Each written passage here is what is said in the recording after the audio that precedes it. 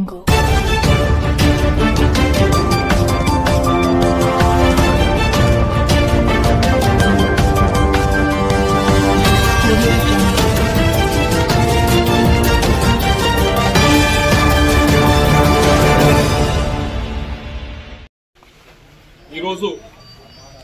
ఏదైతే ముఖ్యమంత్రి గారి అధ్యక్షతన మీటింగ్ ఈరోజు జరిగిందో అటు కేంద్ర మంత్రులు, ఎంపీలు, అలాగే రాష్ట్ర మంత్రులు అందరూ కూడా కూర్చొని ఈరోజు ఈ మీటింగ్లో పాల్గొనడం జరిగింది. మీ అందరూ చూశారు, 45 రోజుల క్రితం ఎటువంటి అద్భుతమైన ఫలితాన్ని రాష్ట్ర ప్రజలు అందించారు. ఈ ఫలితంలో ముఖ్యంగా ఎన్డీఏలో ఉండటం మనం, అలాగే మన ఎంపీలు ఇద్దరు కేంద్ర మంత్రులు అవడం, ఇవన్నీ కూడా రాష్ట్రానికి మంచి అభివృద్ధి చేసుకునేదానికి అన్ని అవకాశాలు కూడా ఈరోజు కనిపిస్తూ ఉన్నాయి. అయితే గడిచిన నెల రోజుల నుంచి మీ అందరికీ తెలిసిందే, ముఖ్యమంత్రి గారు అలాగే అందరం కూడా 2 సార్లు ఢిల్లీ వెళ్ళడం జరిగింది, మంత్రులందరూ కలవడం జరిగింది. కలిసిన ప్రతి దగ్గర కూడా ఒకవైపు మంచి రిజల్ట్ వచ్చిన ఆనందం అయితే ఉంది, కానీ మరోవైపు ఏ మంత్రి దగ్గరికి వెళ్ళినా కానీ, ఎవరి దగ్గరికి వెళ్ళినా కానీ చెప్పినప్పుడు రాష్ట్రానికి రావాల్సిన ఇది అని చెప్పినప్పుడు ప్రతి ఒక్కరూ కూడా వారి వైపు నుంచి మనం ఏదైతే రిక్వెస్ట్లు పెడుతున్నామో వారి వైపు నుంచి రాష్ట్ర ప్రభుత్వం రాష్ట్రానికి సంబంధించి కంప్లైంట్ లిస్ట్ మాకు ఇదిగోండి, హౌసింగ్లో అయితే మాకు ఇబ్బంది ఉంది, రాష్ట్ర వైపు నుంచి గడిచిన 5 సంవత్సరాలు ఇలా జరిగింది, ఇలా రైల్వేస్ అయితే, రోడ్స్ అయితే, హైవేస్ అయితే చాలా మటుకు శాంక్షన్ అయి ఉన్నాయి, కానీ చాలా చోట్ల ల్యాండ్ అక్విజిషన్ దగ్గర వీటి దగ్గర ఇబ్బంది పడుతూ ఉన్నారు.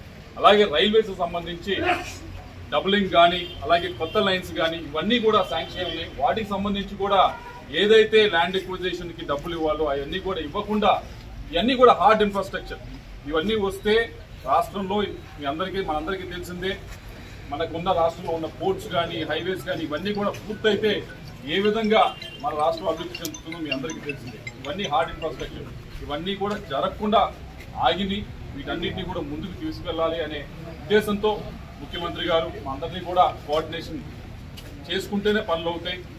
మంత్రులు, రాష్ట్ర మంత్రులు కేవలం ప్రపోజల్స్ పంపించినా లేకపోతే మాట్లాడినా కానీ ఒక స్థాయి దాకానే పనులు కేంద్ర ప్రభుత్వంతో అవుతాయి.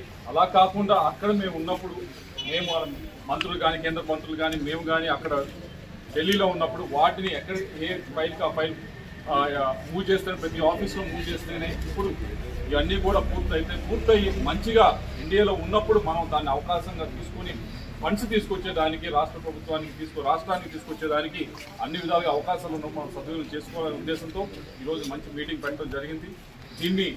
దీంతో పాటుగా రాబోయే బడ్జెట్ సమావేశంలో ఏ విధంగా మనం అనుసరించాల్సిన వైఖరి ఏమిటి, ఏ బిల్స్ రాబోతున్నాయి, ఆ బిల్స్ పైన మన వైఖరి ఏంటి, ఇవన్నీ కూడా మేము మాట్లాడుకోవడం జరిగింది.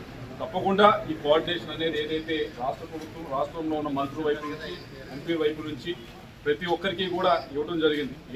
ఏ మంత్రికి, ఏ శాఖకి, ఏ ఎంపీ ఎవరు కోఆర్డినేషన్ చేస్తారు కేంద్ర మంత్రితో కలిసి అని చెప్పి ఇవ్వడం జరిగింది. వాటిని మీడియా మిత్రులు కూడా ఇవ్వబోతా ఉన్నాం.